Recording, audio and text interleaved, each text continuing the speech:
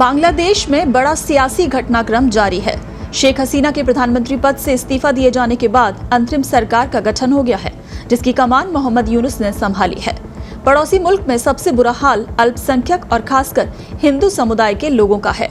इस बीच बांग्लादेश की अंतरिम सरकार के चीफ सहायक मोहम्मद यूनुस राजधानी ढाका के ढाकेश्वरी मंदिर पहुंचे।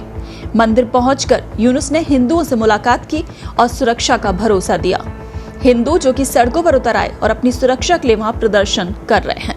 इस कड़ी में राजधानी ढाका में बांग्लादेश में रहने वाले हिंदुओं ने प्रदर्शन किया और उसी प्रदर्शन के बीच मोहम्मद यूनुस जो कि हिंदू मंदिर पहुंचे, ढाका के ढाकेश्वरी मंदिर, वहां उन्होंने हिंदुओं से मुलाकात की है, सुरक्षा का भरोसा दिया है और माना यही जा रहा है कि जो चौतरफा दबाव इस वक्त मोहम्मद यूनुस पर पड़ रहा है अन्य देशों का, उसकी वजह से दबाव के बीच ही वो हिंदू मंदिर पहुंचे हैं और वहां उन्होंने हिंदुओं से मुलाकात की है, उन्हें सुरक्षा का ये भरोसा दिया है। अंतरिम सरकार के मुखिया मोहम्मद यूनुस, जिनके सरकारी आवास के बाहर मुस्लिम कट्टरपंथियों के सताए हिंदू हाथों में अपनों की फोटो लेकर पहुंचे और उन्होंने सुरक्षा सुनिश्चित करने की मांग की।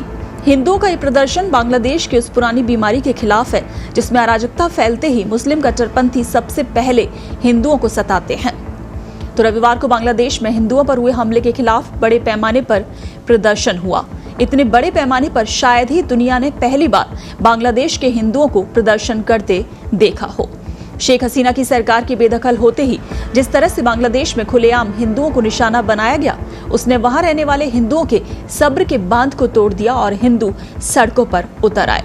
सनातन अधिकार मंच के बैनर तले ढाका में हिंदुओं ने कल मंगलवार को भी प्रदर्शन किया और जिस वक्त ये प्रदर्शन हो रहा था उस वक्त मोहम्मद यूनुस अपने सरकारी आवास के अंदर अंतरिम सरकार के सदस्यों से मुलाकात कर रहे थे।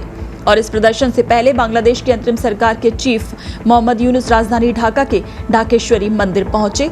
वहां उन्होंने हिंदुओं से मुलाकात की, सुरक्षा का भरोसा दिया। आपको बता दें कि 5 अगस्त के दिन हिंदुओं पर हुए हमले ने सारी दुनिया का ध्यान बांग्लादेश की तरफ खींचा। सवाल उठने लगे और बढ़ते दबाव के बाद अंतरिम सरकार की ओर से हिंदुओं की सुरक्षा का ये भरोसा देना पड़ा है। अल्पसंख्यकों के लिए काम करने वाली Bangladesh Hindu Buddhist Christian unity council के अनुसार बांग्लादेश के 64 में से 45 जिलों में हिंदुओं पर हमले हुए, यानी बांग्लादेश के 70% जिलों में हिंदुओं को हिंसा और तोड़फोड़ का शिकार होना पड़ा। धार्मिक स्थल, घर, व्यापार सब कुछ निशाने पर था। बांग्लादेश के हिंदुओं ने अब खुद अपनी सुरक्षा का जिम्मा संभाल लिया।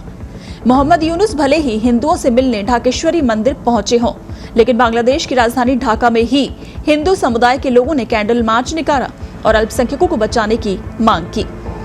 इधर भारत के प्रधानमंत्री मोदी ने बांग्लादेश में अंतरिम सरकार के गठन के बाद अल्पसंख्यकों की सुरक्षा का मुद्दा प्रमुखता से उठाया था और इसी तरह की चिंता अमेरिका सहित दुनिया भर से जताई गई।